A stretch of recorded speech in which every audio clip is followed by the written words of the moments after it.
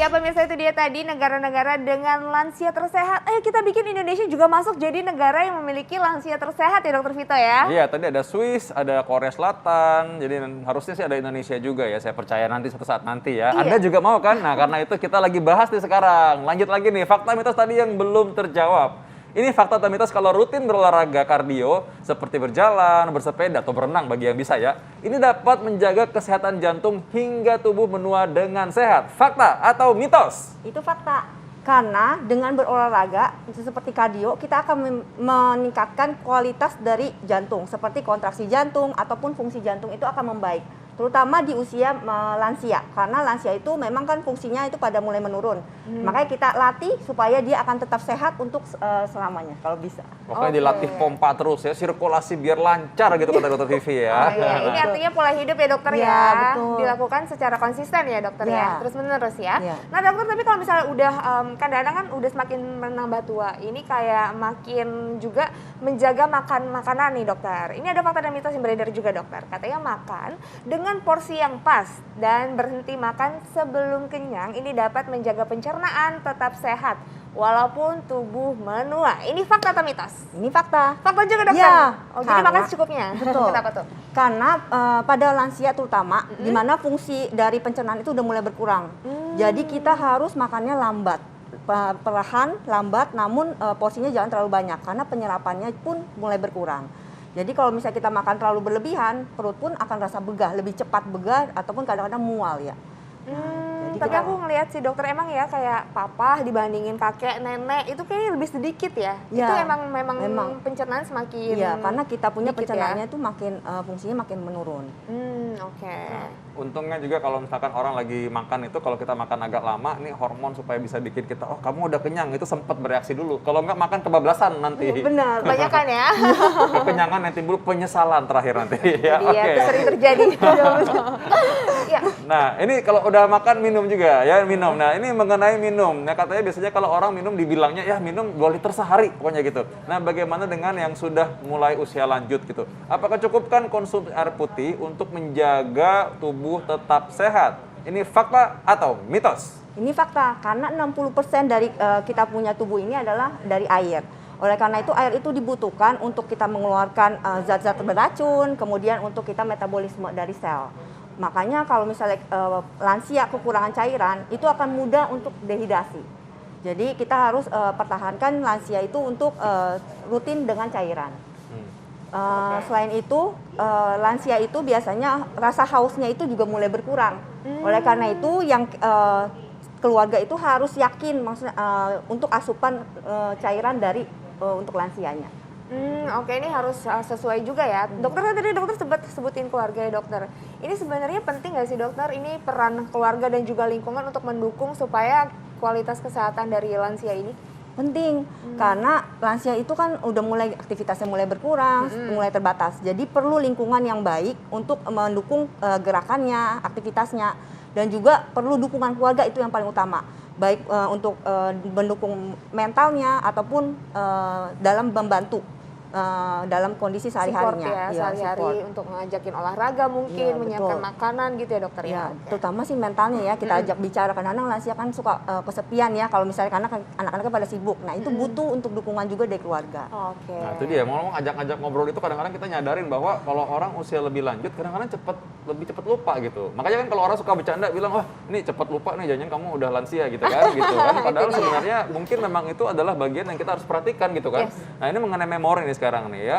Tadi gangguan memori dapat dihindari jika kita kerap menjaga kesehatan pikiran dan mental. Ini fakta atau mitos? Ini fakta, karena kalau kita ada gangguan, misalnya kita depresi, maka kita tidak akan fokus terhadap suatu hal. Kemudian memori kita pun kadang-kadang akan berkurang karena kita mental kita terganggu. Jadi penting juga untuk kesehatan mental untuk agar memori kita tetap terjaga. Oke, jadi pikiran itu tetap harus dijaga ya Iya, dokter ya. Tadi mungkin dokter Vita juga bilang diajak ngobrol, biar bisa sharing ya dokter ya.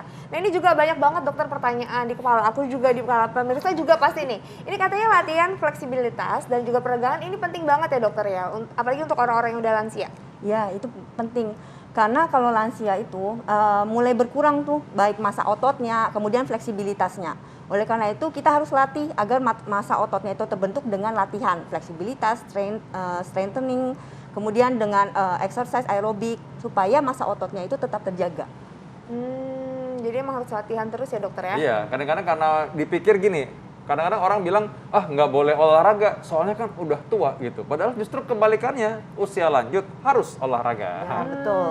Tapi tadi kan dokter bilang kan emang bagus ada peregangan, fleksibilitas. Nah ini sebenarnya kayak gimana sih? Ini kayak misalnya kayak peregangan ngulet gitu, itu termasuk fleksibilitas bukan dokter? Atau ada gerakan khusus?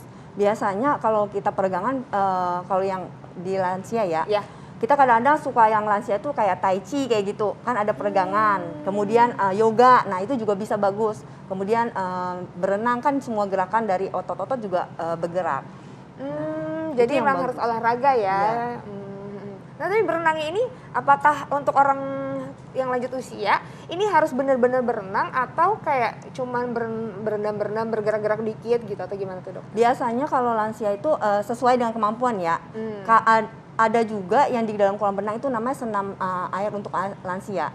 Tapi kalau dia memang bisa berenang, diperbolehkan untuk berenang karena semua aktivitas ototnya akan mulai bergerak, aktif di air. Oke, baik. Nah, Nah itu jadi dia ya. otot penting, kelentukan, fleksibilitas tuh pentingnya supaya menua dengan gracious ya, Iya. dengan enak gitu ya, menua dengan sehat. Nah, ada lagi tuh yang menjadi kadang-kadang bahan ledekan nih orang-orang nih. Kadang-kadang soal dibilang, kenapa? Nggak bisa lihat ya jarak jauh. Oh, udah mulai usia nih gitu kan. Nah, ini mata ini kadang-kadang menjadi tanda bahwa seorang sudah lanjut usia gitu. Ini katanya kalau misalkan dibilang jaga kesehatan mata, ini bisa menggunakan kacamata hitam. Itu fakta atau mitos tuh ceritanya tuh? Itu fakta. Karena? Karena dengan matahari, UV matahari itu UVA atau UVB yang terkena mata akan merusak mata dalam waktu yang lama. Dalam waktu short or long term bisa merusak mata, terutama retina. Jadi kadang-kadang kita sering terkena sinar matahari. Jadi dia akan mempercepat katarak atau degenerasi di matanya kalau langsung terkena. Oleh karena itu kita butuh adanya sunglass. Jadi tapi harus yang memang mengabsorb dari UV-nya. Oh, jadi Misalnya harus 90%. ada standarisasi Iya, khusus jadi ya? harus ada Harus gimana standar. dok? 90% dia absorb dari UV-nya. Kacamatanya. Jadi bukan kacamata yang kita beli sembarangan. Oh, jadi nggak cuma sembarangan beli, terus kayak cuman asal keren, dilihat Ya. di foto bagus, tapi harus fungsinya itu yang paling Iya, utama ya dokter ya? Betul. Karena dalam penelitian juga pantulan dari air yang cahaya matahari dari air pun atau snow kan suka ada pantulan cahaya ke mata itu juga akan bisa merusak dari mata. Kadang-kadang bisa peradangan dari kornea matanya ataupun bisa juga ke retinanya.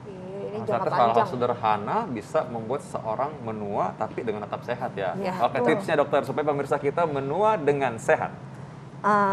Untuk hidup tua menua dengan sehat harus latihan dari awal ataupun latihan dari fisiknya. Kemudian harus adanya nutrisi yang seimbang. Kemudian bersosialisasi juga dengan seusianya atau dengan keluarga agar mentalnya pun jadi sehat. Jadi Oh, jangan jadi- pensiun begitu aja ya. Iya, Harus tetap benar. ada kegiatan Iya, gitu betul. ya. Tetap bisa ada olahraga, aktivitas fisik juga ada, dan tadi tetap bisa ada hubungan dengan keluarga Iya. gitu ya. Iya, Oke, iya, baik. baik. Terima kasih Dokter Vivi.